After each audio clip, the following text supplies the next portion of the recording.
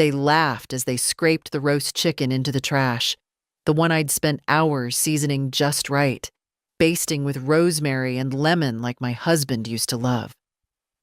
"No offense, Grandma," Marla smirked, "but we already ordered Thai." I stood there holding the empty serving platter, hands trembling slightly. Not from age, but from something colder. The laughter from the living room didn't stop. It never did anymore. They didn't notice when I stopped setting the table weeks ago, didn't care when I stopped joining them for dinner. I had become part of the furniture, silent, still, and easy to ignore. I carried the platter back into the kitchen, each step heavy.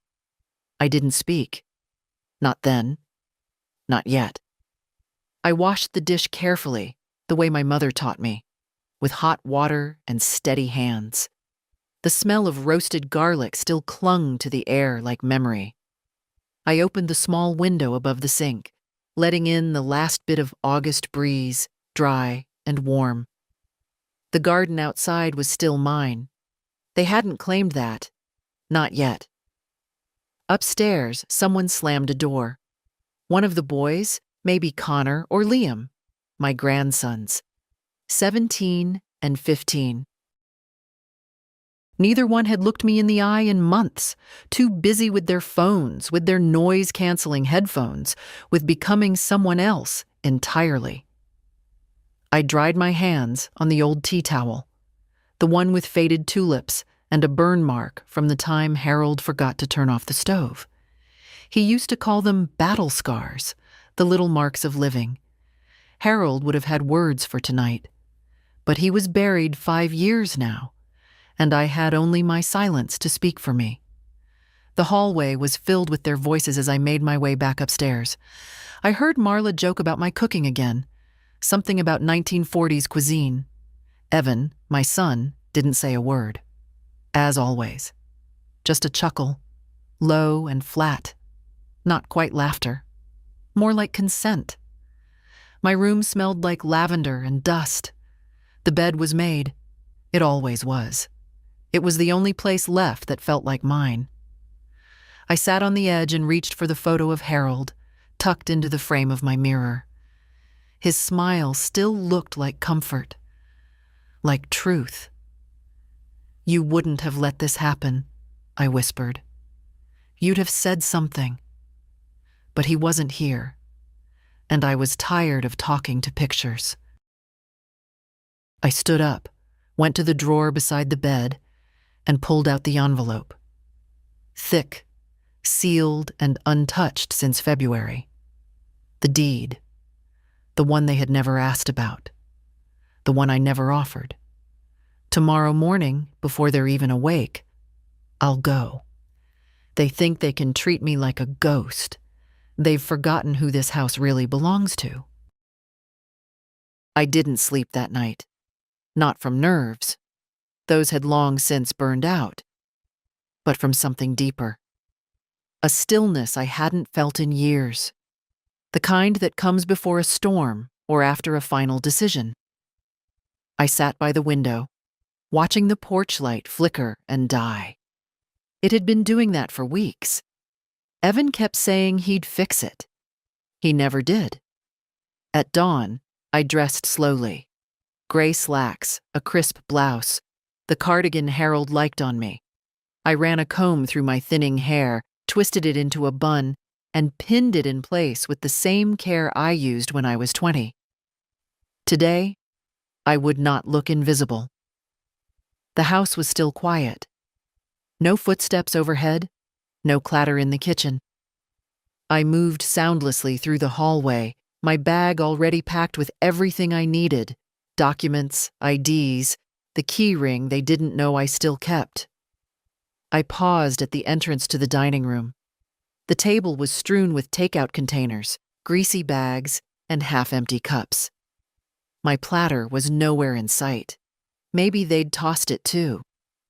I almost hoped they had. Let them be thorough in their disrespect.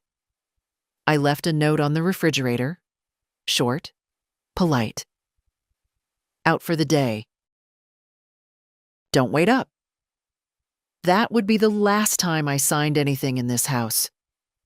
The air outside smelled like earth and coming rain. My knees ached as I walked down the steps, but I didn't waver. My old sedan was waiting at the curb, dented and dependable. I drove slowly, past the bakery that used to know my order, past the school where Evan had scraped his knee in 3rd grade.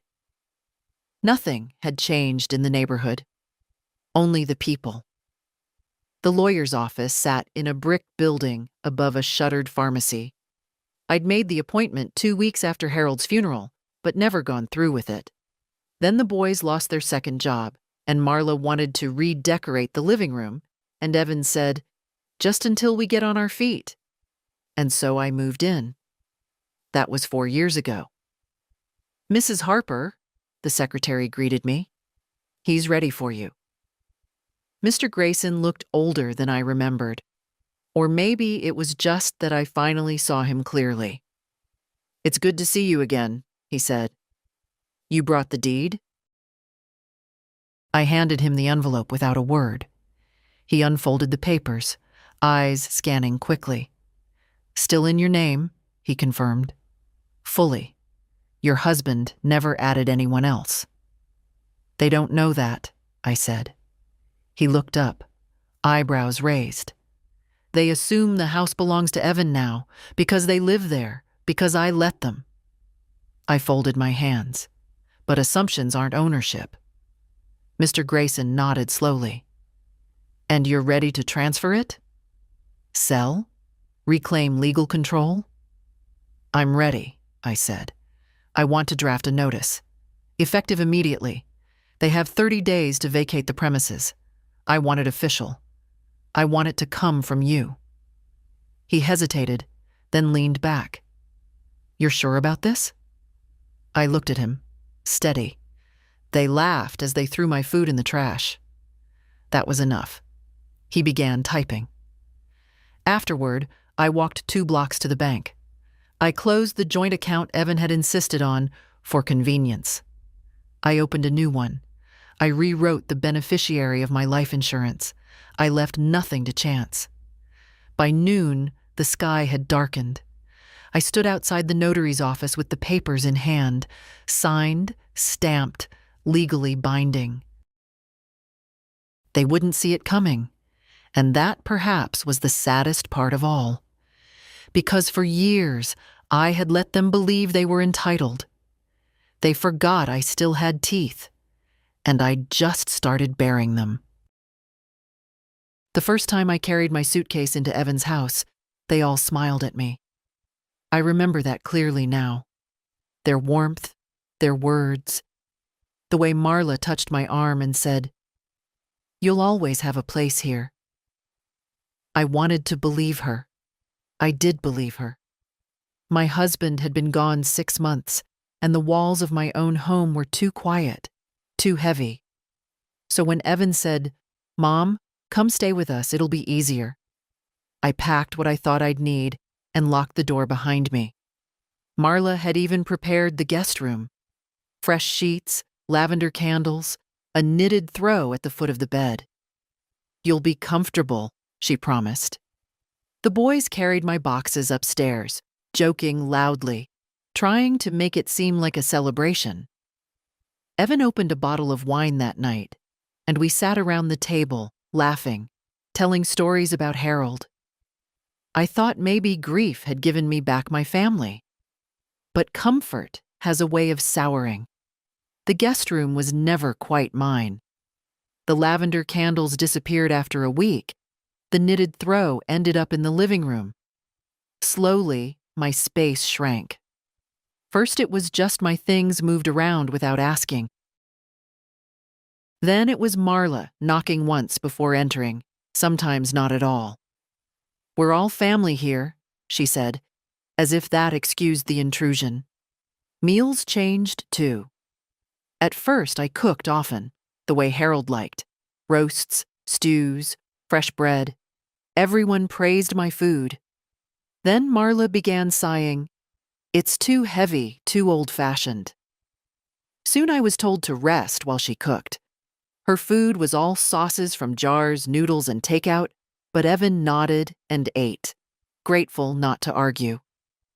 The boys stopped sitting with me after dinner. They'd vanish upstairs with their plates, laughter echoing down the hallway. Once I followed, thinking maybe they wanted me near. I found the door shut in my face, headphones sealing them off from the world. My life became the quiet corners. Mornings at the window with tea, afternoons folding laundry that wasn't mine, evenings listening to their muffled voices through the walls. No one was cruel. Not at first.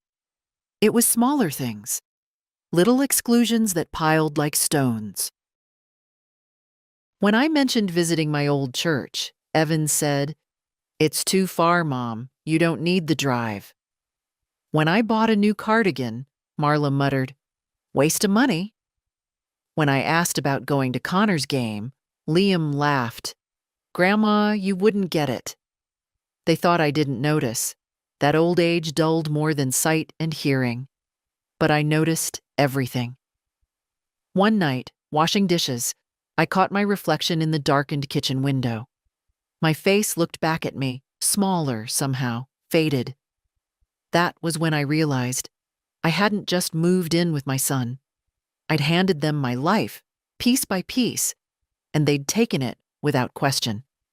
And yet, I told myself then, they mean well. They're just busy. Things will get better. It would take years, and one cruel laugh over my ruined dinner, before I finally understood. They never wanted me. They only wanted what I brought with me. The first time Marla asked me not to cook, she did it with a smile. "You've done enough, Margaret," she said, taking the pot of stew out of my hands. "Relax. Be our guest." It sounded kind, and for a moment I almost felt cared for. But I noticed the way she wrinkled her nose at the smell of onions and garlic, the way she glanced at Evan as if seeking his agreement. He gave it without hesitation. "Yeah, Mom, sit down. You don't need to work yourself." I did as they asked. I sat, my hands folding and unfolding in my lap, while Marla heated up frozen lasagna and called it dinner. The boys cheered. Connor because it meant no vegetables, Liam because he loved the thick layers of cheese.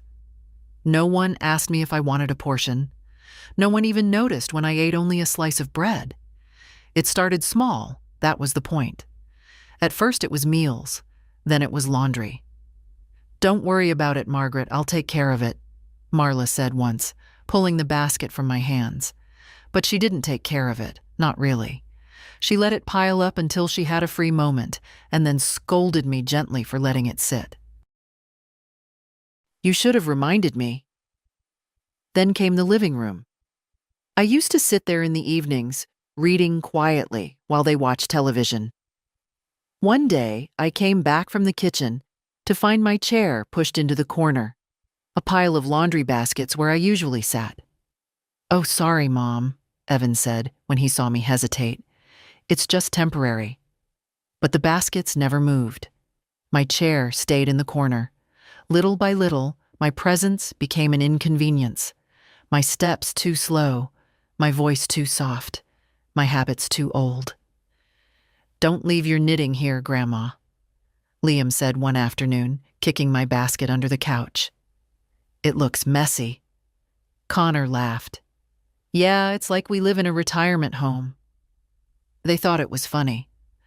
I smiled faintly because smiling was easier than crying. The worst part wasn't their words. It was Evan's silence. My son, who once held my hand crossing every street, who used to call me Mommy even when he was too old for it, never defended me. When Marla sighed about my smelly soups, he chuckled.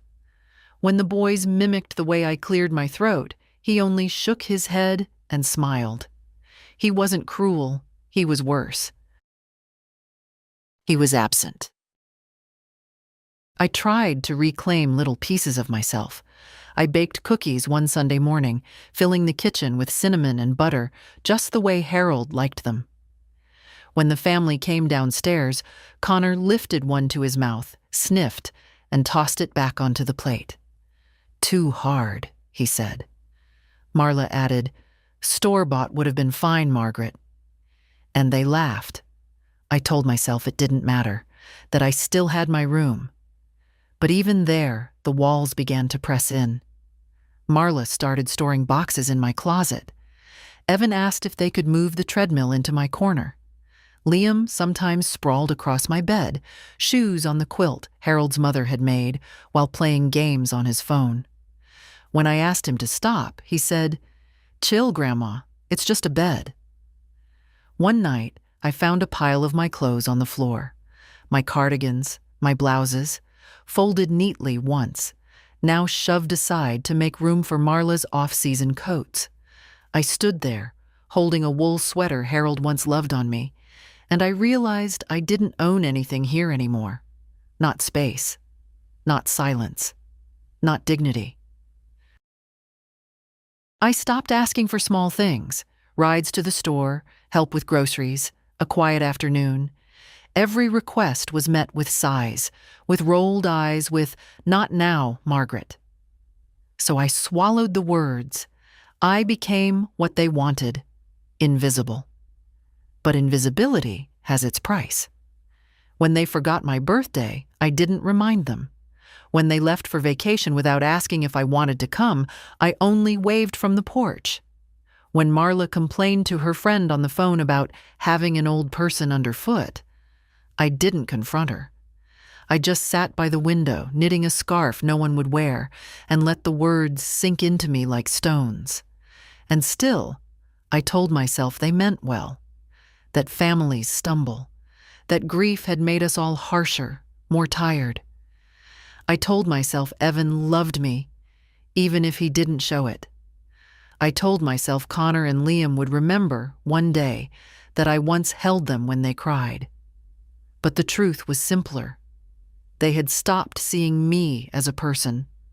I was a shadow, a relic, a burden they carried without gratitude. It took me too long to understand that sometimes silence doesn't protect you. Sometimes it only teaches people how much they can take. By the time they threw my dinner in the trash, it wasn't the first insult. It was only the last one I would ever accept. When the house was quiet, when the voices upstairs were muffled behind doors, and I had nothing but the ticking of the hallway clock, I often spoke to Harold. Not out loud, my throat was too tired for that, but in the small whispers of my heart. He'd been gone 5 years, yet I still reached for his side of the bed some nights, still expected to hear the rasp of his morning cough before the kettle boiled. He would have known what to say. He always did. When Evan was a boy and came home crying because the older kids teased him, Harold sat him down and said, "Son, people only laugh at you if you let them." When I burned the first Thanksgiving turkey, he kissed my sooty cheek and said, "Doesn't matter, Maggie. You're the feast." He had a way of making dignity feel natural, not something you had to defend. But without him, I had grown smaller. Not physically, though my body did shrink with age, but in spirit. Each slight, each careless word pressed me down, made me quieter, until my silence became a habit, and then a prison. At night, I would sit with the old photo album, the one Marla kept threatening to digitize. She said it like a kindness, but I knew what she meant. Out of sight, out of mind. Those pages held everything. Evan's first day of school, with Harold crouching beside him, tying his shoes. My own mother, apron stained with flour, holding a cherry pie like it was a crown. The small house Harold and I bought with savings from his factory job and my sewing. That house was my kingdom once. I can still smell the lilacs Harold planted by the porch. Every nail hammered into its walls had been ours, every bill paid by sweat and sacrifice. When Harold died, everyone assumed I'd sell it. Too much upkeep for you alone, Evan had said. But I didn't. Not right away. I kept it, dusted it, talked to the walls like they were listening, until the loneliness became louder than the silence, and Evan's offer, "Move in, Mom, we'll take care of you," sounded like salvation. I remember the day I handed him the keys. He didn't look surprised, just relieved. "You won't regret this," he said. But regret was already budding inside me.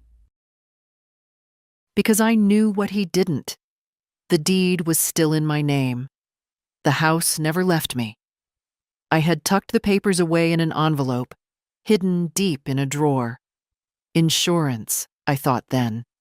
A lifeline, if I ever needed one.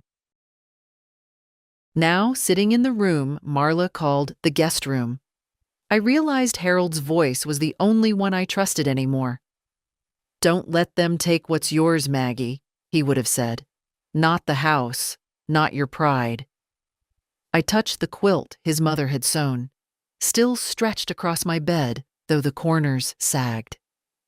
Each stitch was a prayer, each square a memory of steadier hands. I thought of how Marla's coats now crowded my closet, how Connor's sneakers sometimes landed on this very quilt, and how none of them seemed to notice the insult. It was in those moments I understood something sharp. Love without respect is only dependency. They didn't love me. They needed me, or rather, what I carried.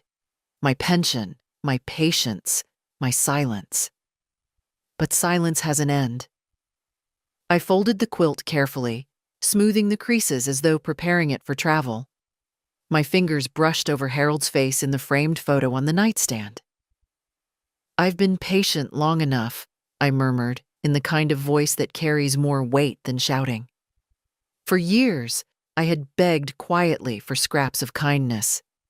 A thank you, a hug, a seat at the table. And when those things never came, I convinced myself they might tomorrow. But Harold's eyes in that photograph told me the truth I had been avoiding. Tomorrow never comes for those who don't claim it.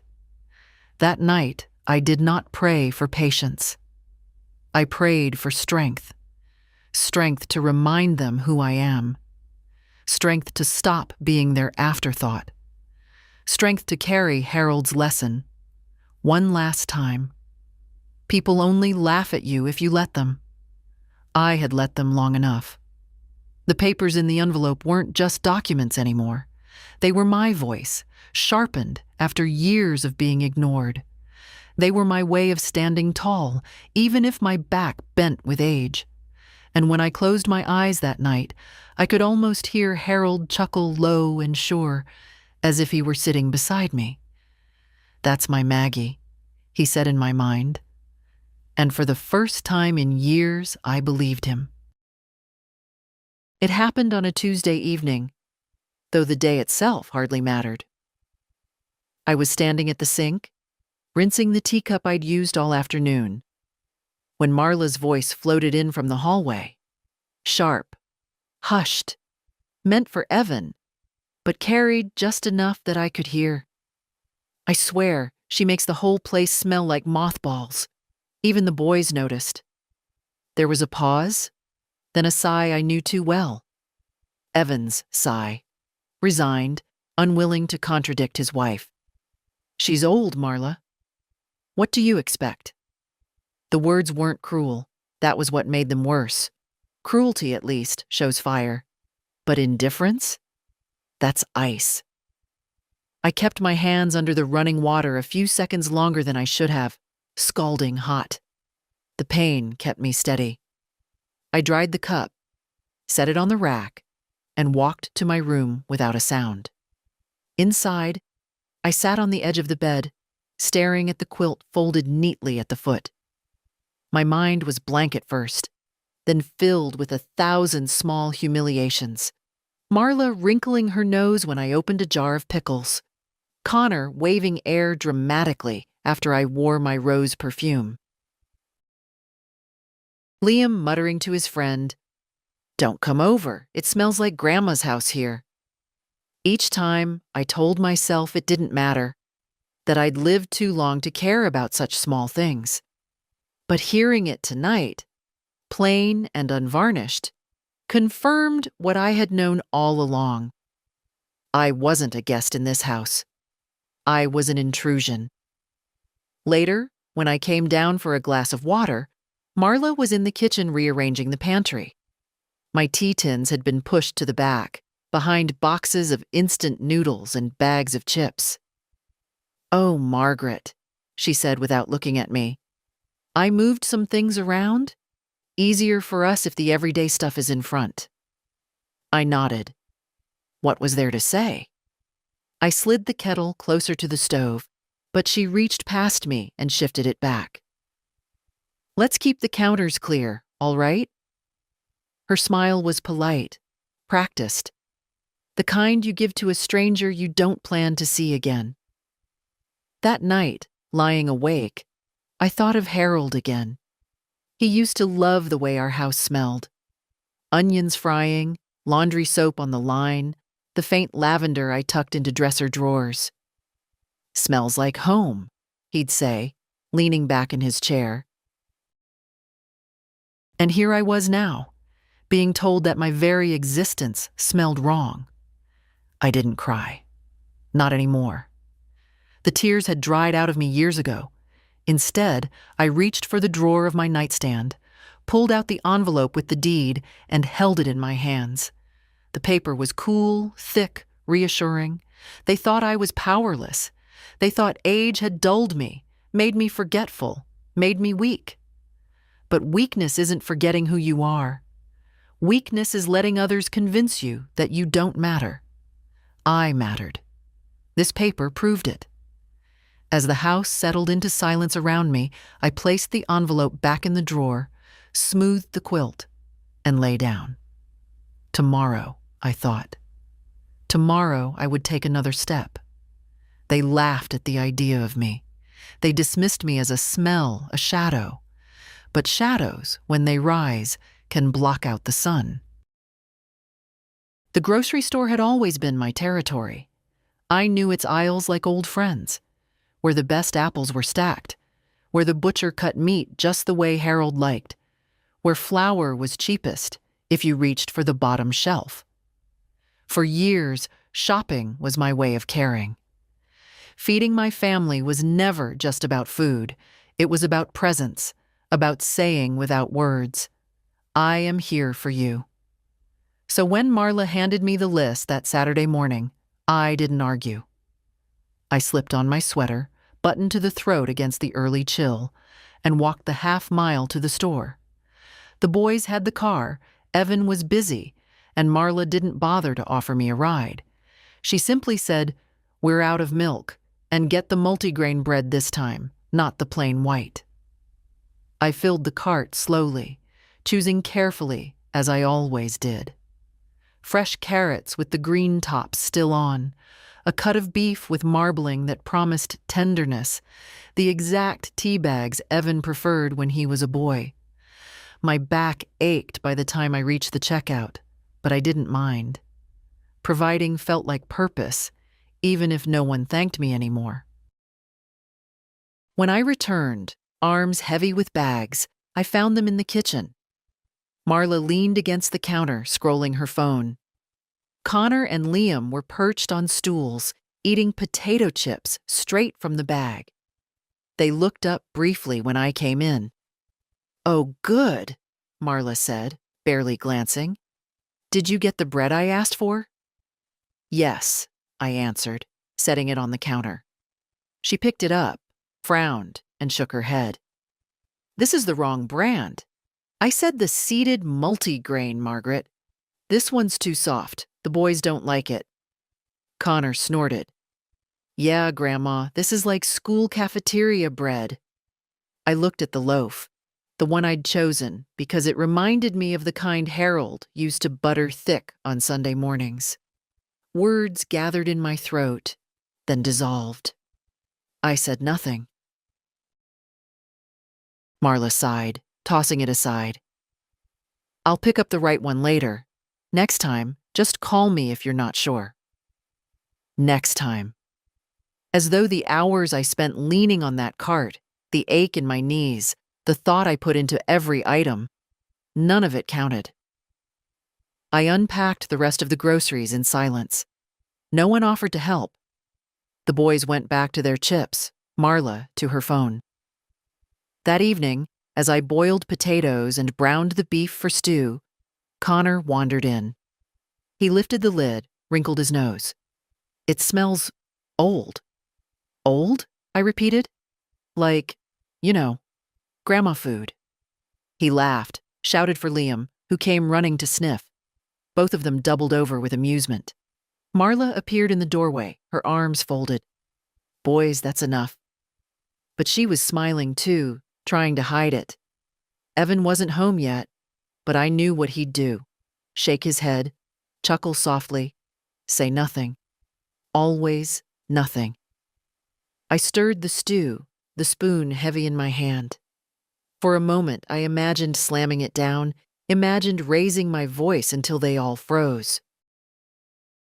But instead, I ladled broth into a bowl, tasted it carefully, and said, "It needs more salt." Later, when we sat at the table, Marla slid the serving dish aside and placed a stack of takeout containers in the center. "Thai food tonight," she announced brightly, "just in case." They dug in, laughing, trading bites, while my stew cooled, untouched. I ate alone, spooning it into a small bowl and carrying it upstairs. In my room, I set the bowl on the nightstand beside Harold's picture.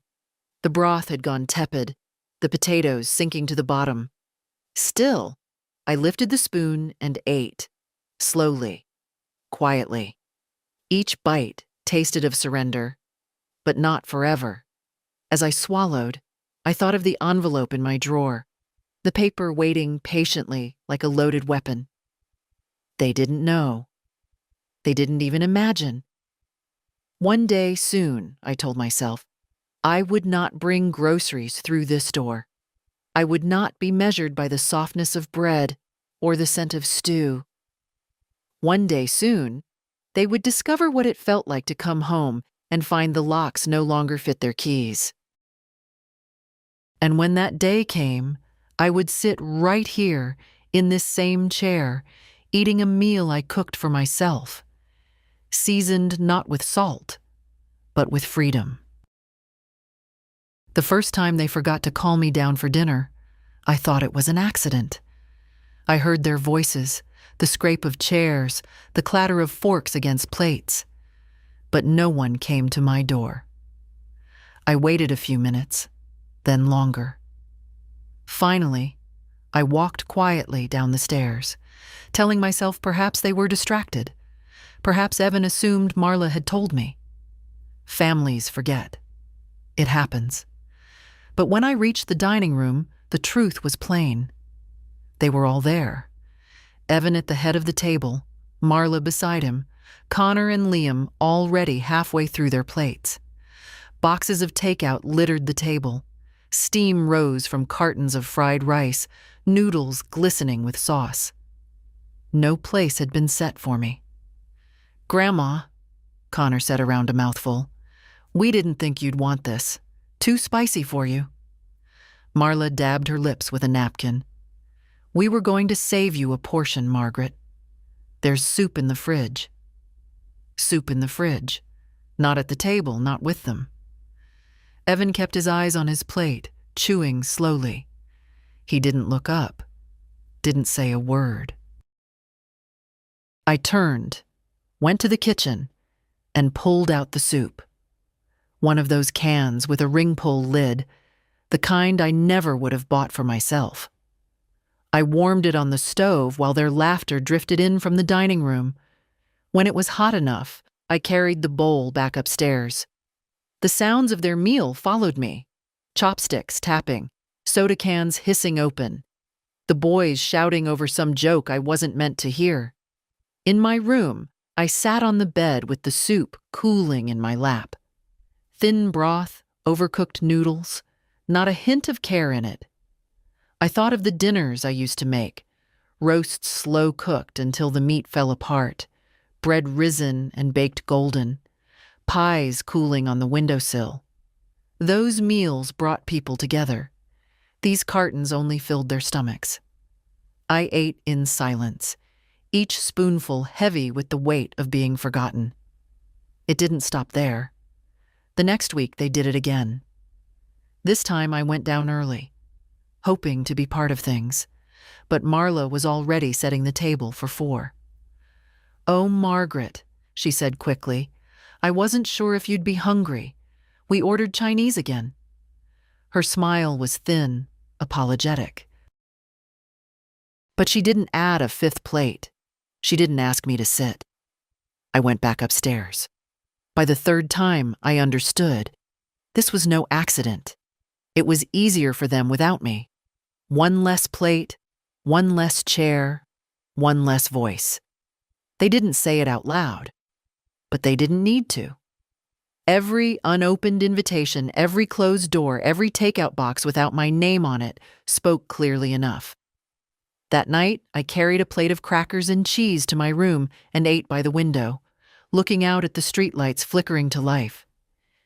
Mrs. Jensen across the road was sitting with her daughter and grandchildren on the porch, laughing, passing a bowl back and forth. I watched until the sky went dark, my plate empty in my lap. I told myself it didn't matter, that I was used to eating alone, that food fills the body whether it's shared or not. But deep inside, I knew what had been taken from me. Not the meal, the belonging. When I washed my dish and set it back in the cupboard, I glanced toward the drawer where the envelope waited. There was no anger in me, not yet. Only the quiet certainty that my place in this house had been erased long before they stopped setting a plate. But the house still knew my name. The papers proved it. And one day soon, so would they. I tried once more to speak to Evan. It was late, the house already dim, the boys upstairs with their headphones clamped over their ears, Marla tapping on her phone in the living room. I found him in the garage, bent over a stack of bills at the workbench. The light above buzzed faintly, casting shadows on his face. For a moment, he looked so much like Harold, same furrow between the brows when numbers didn't add up, that I almost softened. "Evan," I began, my voice low but steady. "We need to talk." He glanced up, startled, then forced a smile that didn't reach his eyes. "Hey, Mom, everything okay?" No, everything was not okay, but I nodded anyway. Old habits. Then I tried again. "I feel like I don't belong here anymore. Meals, conversations, even birthdays." My voice faltered. "I don't know what I've done to make you keep me at a distance." He rubbed the back of his neck, avoiding my gaze. "Mom, it's not like that. You're overthinking." "Am I?" I asked. My hands trembled, but not from weakness, from restraint. "You sit at the table with your family, and I eat soup upstairs. You let Marla dismiss me with a smile. You let the boys mock me. And you never, never step in." Evan sighed, long and weary, as though I were the one burdening him. "It's just complicated. Marla's under stress. The boys are teenagers, you know how they are. I'm caught in the middle. I don't want more conflict." "Conflict?" The word scraped my throat. "Since when is asking to be treated like a person a conflict?" He shifted uncomfortably. "You have to understand, Mom. Things are different now. You live with us, but it's our household.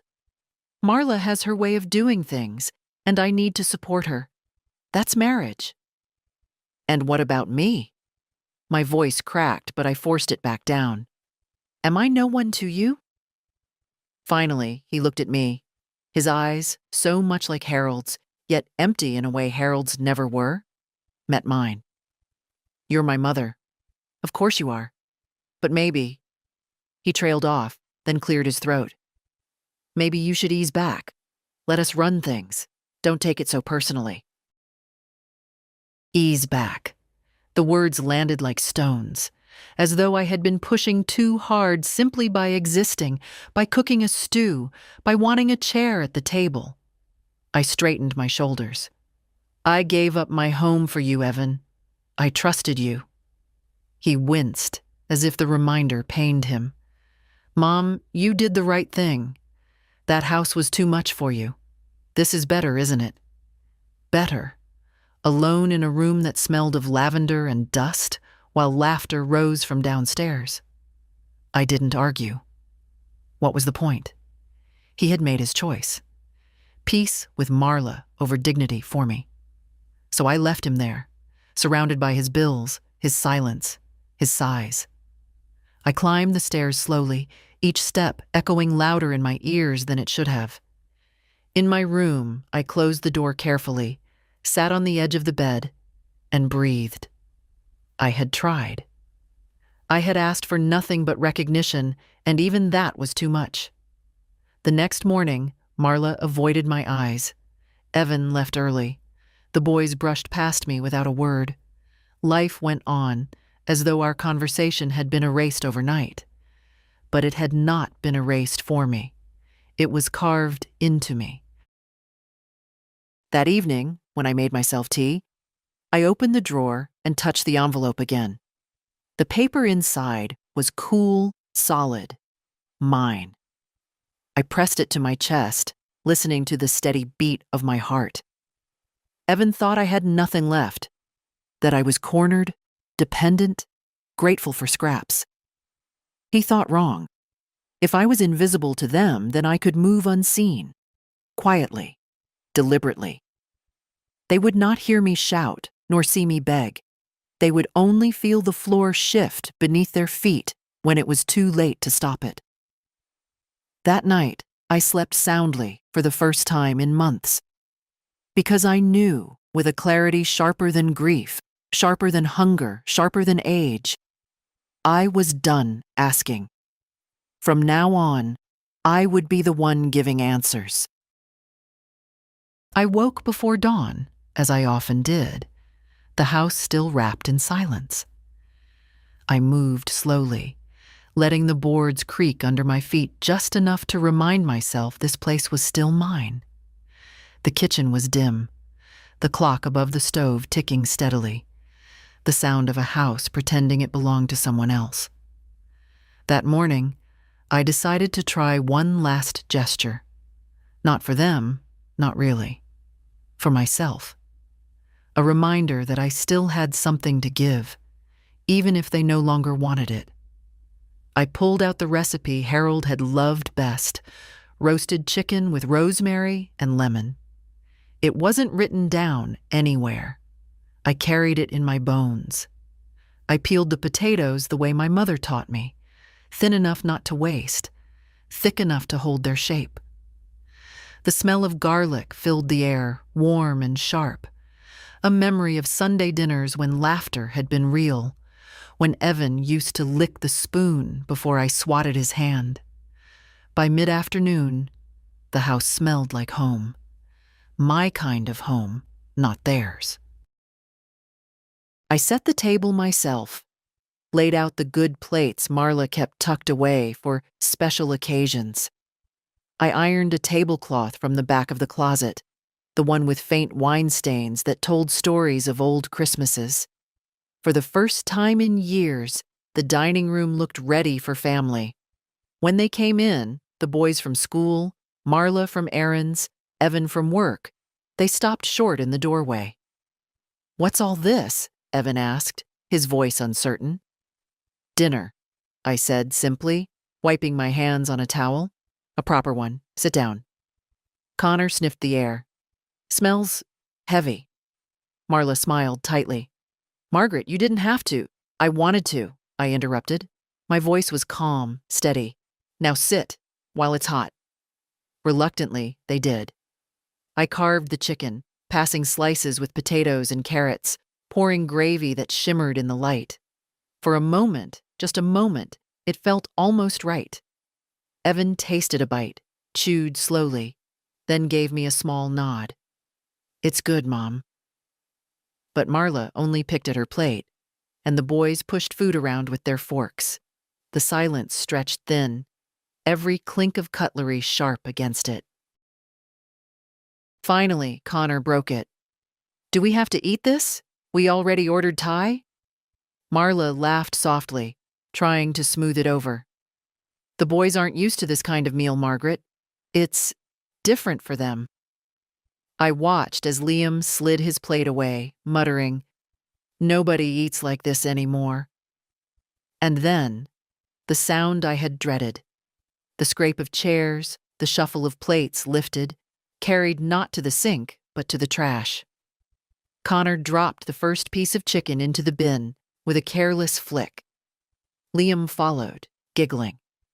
Marla sighed, almost theatrically, as if to say, "You see how hard it is for me, too." The smell of rosemary and lemon lingered in the air as my food hit the garbage. The dinner I had poured my love into, reduced to scraps among coffee grounds and wrappers.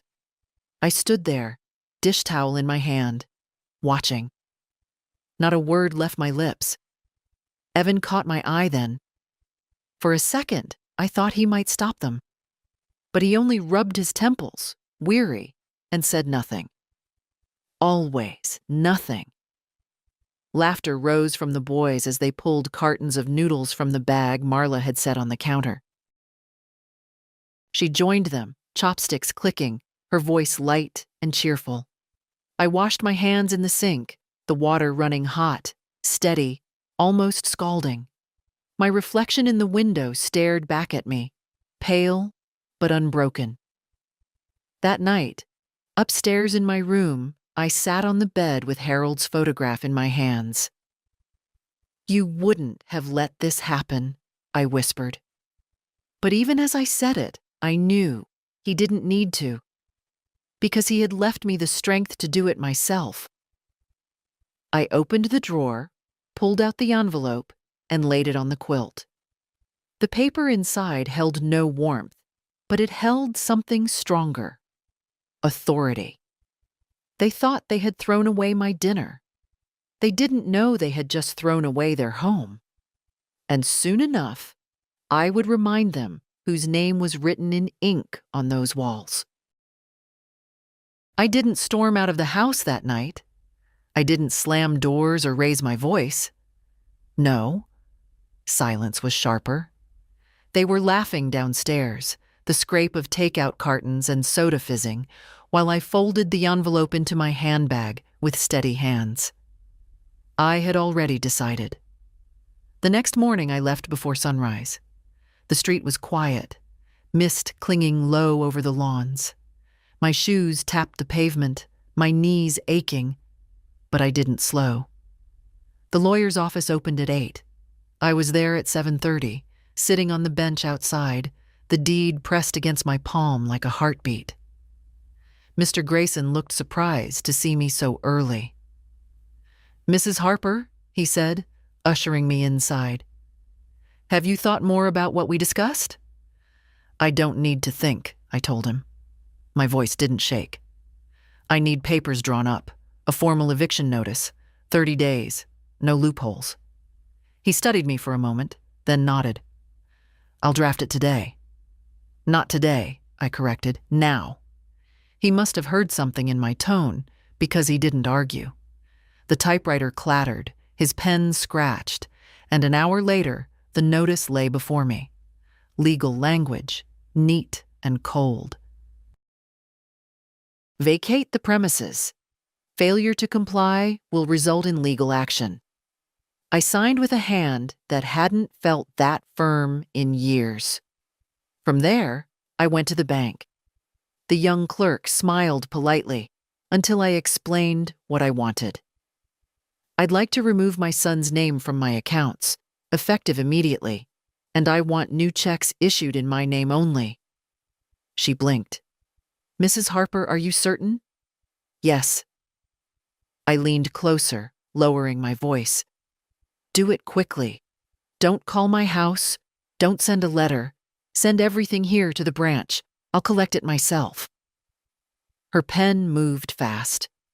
Within minutes, Evan's quiet siphon of my funds was finished. I left the bank with my chest lifted higher than it had been in years. Each step home felt lighter, though I knew what awaited me. They would laugh again tonight. They would brush me aside. They would call me old, out of touch. Let them. Because folded in my bag was the end of their certainty.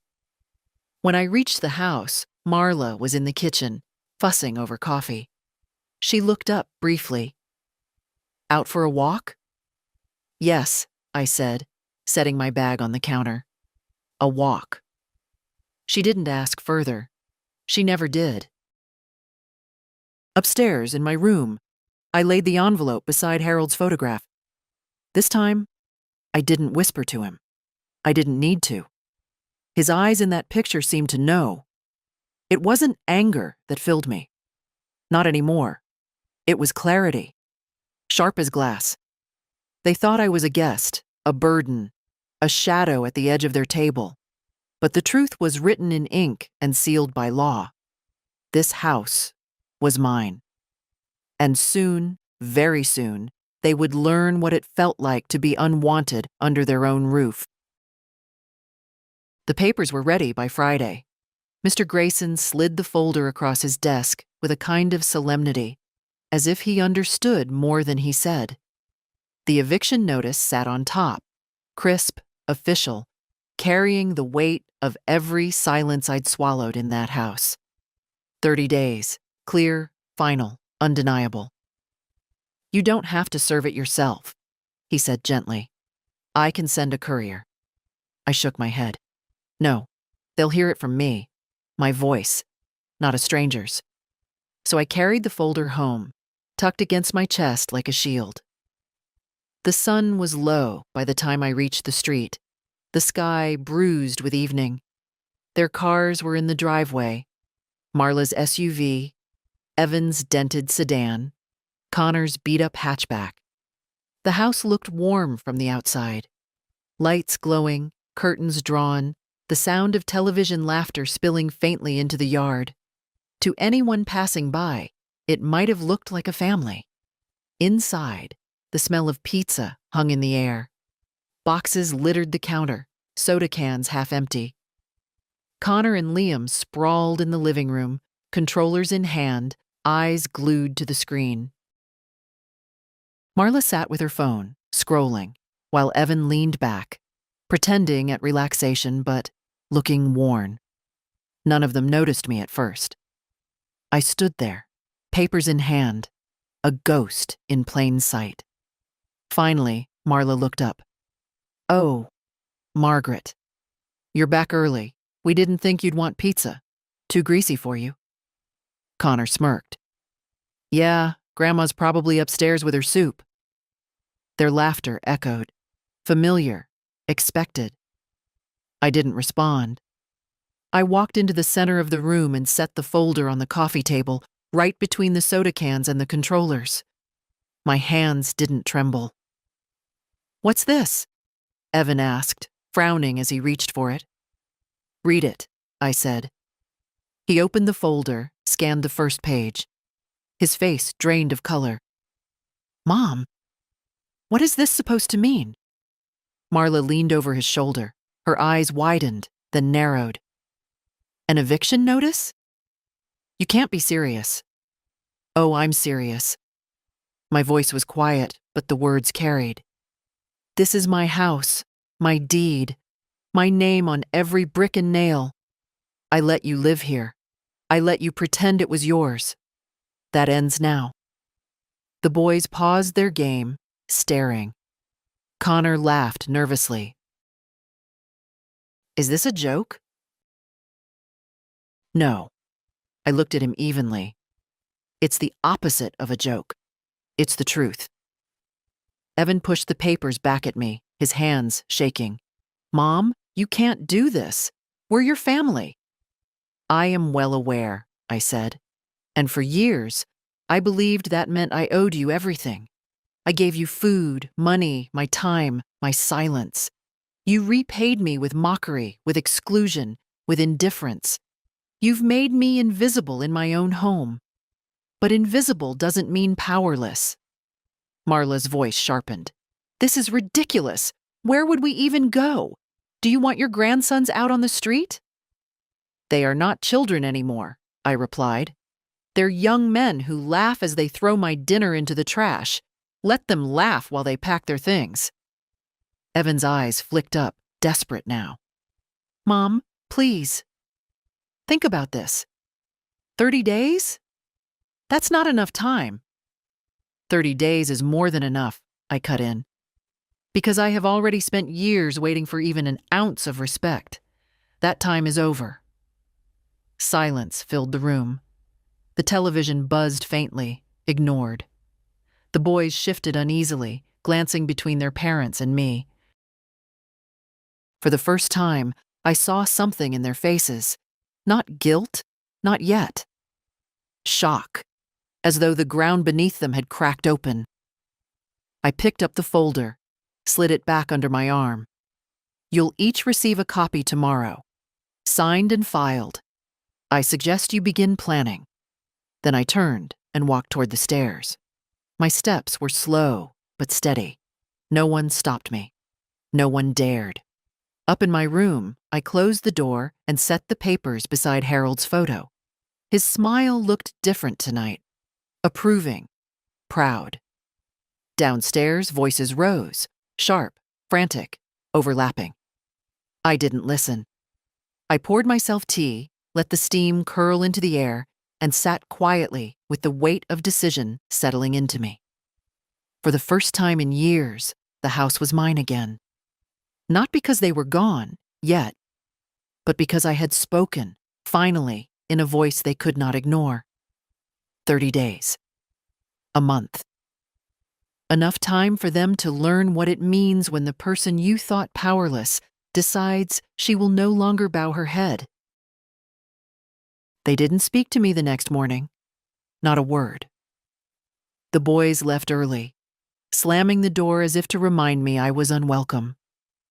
Marla clattered around the kitchen louder than necessary, her silence a performance, each cabinet door shut with a little more force than the last. Evan lingered by the coffee pot, staring into his mug, then left without so much as a glance in my direction. I ate breakfast alone at the table. My breakfast, not theirs.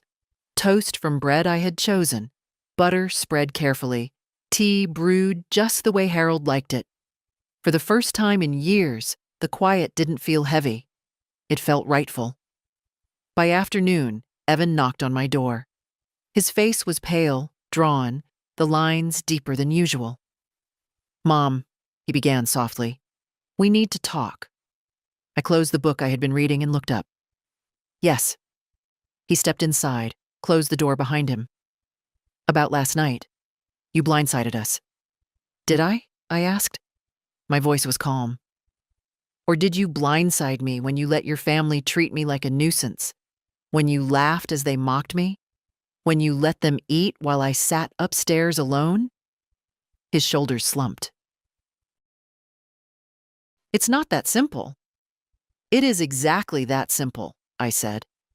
Respect is never complicated. He rubbed his face, exhaled hard. Marla's furious. She says this isn't fair, that you're punishing her and the boys. They don't deserve. They deserve, I interrupted sharply, to face the consequences of cruelty. They threw my food in the trash, Evan. Food I made with care. And you laughed with them. Tell me, what did I deserve in that moment?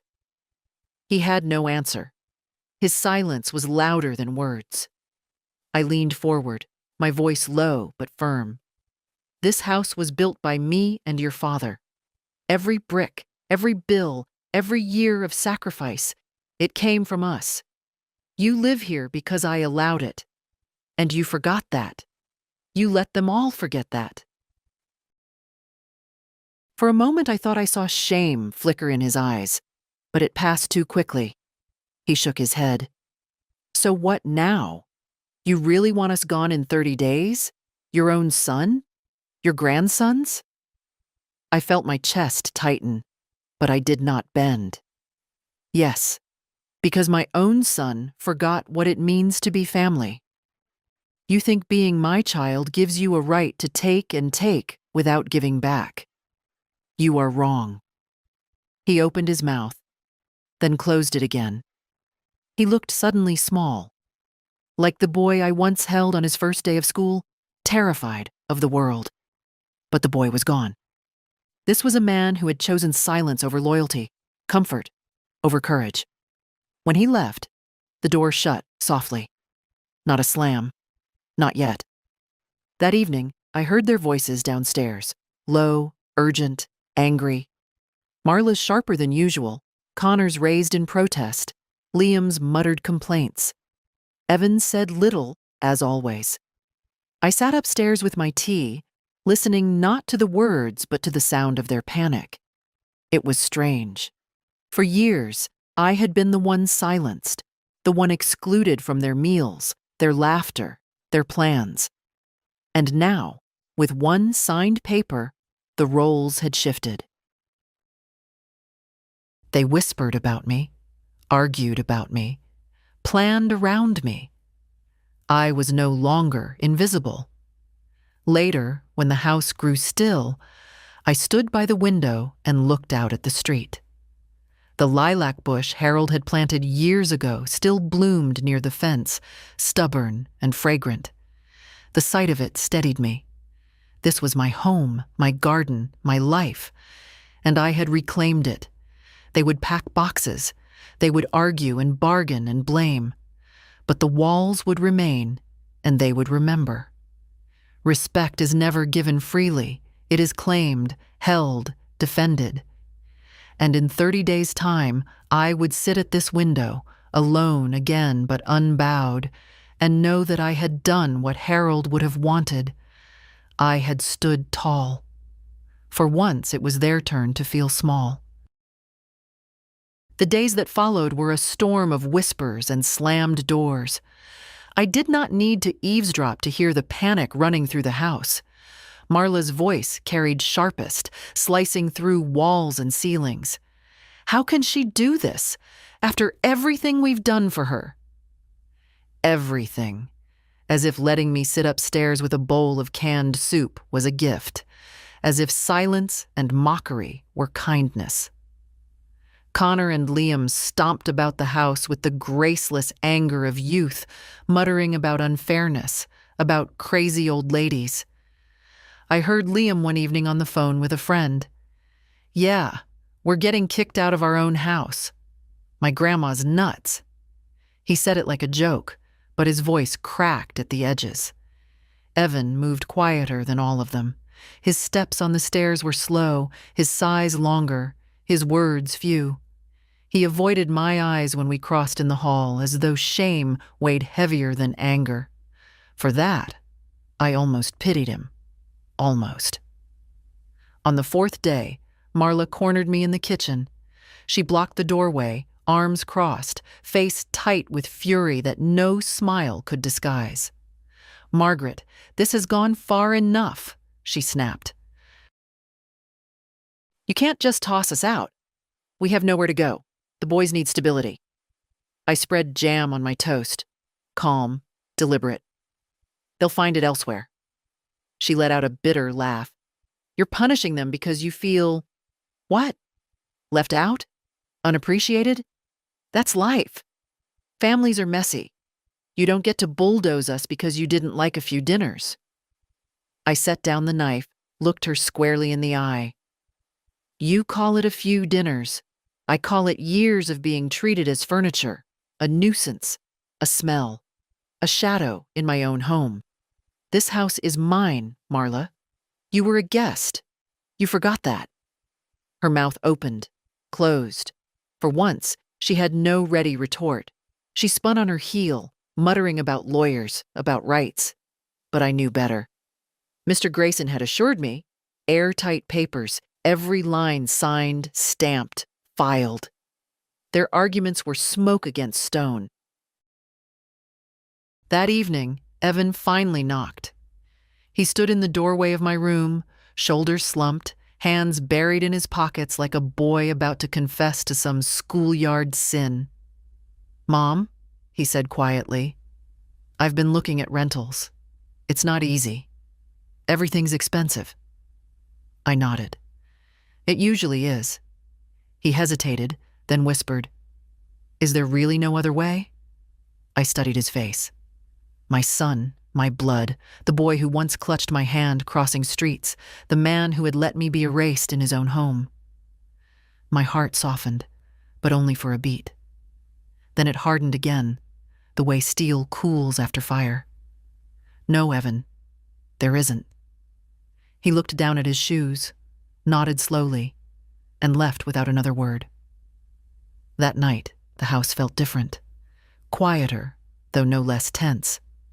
They were retreating, pulling in on themselves, boxes appearing one by one in corners of rooms, Marla's shoes stacked by the door, Connor's posters rolled and rubber-banded, Liam's books piled clumsily. I moved through it all like a shadow, the reverse of the ghost they had made me. This time, I was not invisible. I was the gravity pulling them out, forcing them to face a life without the roof they had mocked me under. When I lay down to sleep, I looked again at Harold's photograph. His eyes seemed to hold mine longer than usual, steady, approving. "Almost done," I whispered. Almost. For the first time in years, my dreams were untroubled. No laughter at my expense, no slammed doors. Just the image of lilacs in bloom and the knowledge that soon the house would be mine in more than name. Soon, the air would carry only the scent of rosemary, lavender, and freedom. The 30th day arrived without ceremony. No sudden storm, no shouting match, no apology offered too late. The house was stripped bare in places now. Walls pale where posters had once hung, closets emptied of Marla's coats, counters cleared of clutter. Their voices were thinner, too, brittle with exhaustion. I watched them move, box by box, through rooms that had once been filled with laughter I wasn't invited to join. Connor carried out his sneakers and video games, muttering under his breath. Liam dragged a suitcase that banged against each stair. Marla barked orders, sharp and impatient, her eyes red from nights of whispered arguments. Evan said little, as always, his face gray with the weight of what he'd lost. I did not interfere. I did not gloat. I simply sat at the kitchen table with a cup of tea, the same way I had sat through countless evenings of exclusion. Only this time, it was not me who was invisible. It was them, fading out of a life that had never truly been theirs to claim. At one point, Evan paused in the doorway. He looked at me, his mouth opening as if to speak. For a heartbeat, I almost saw the boy he once was. The boy who ran to me after school with scraped knees. The boy who clutched my hand so tightly at his father's funeral. But the man standing there had chosen silence too many times. Whatever words he wanted to find, they never came. He lowered his eyes and carried the last box to the car.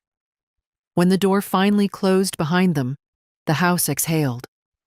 The air felt lighter, the silence not heavy but clean, like the pause after a hymn ends.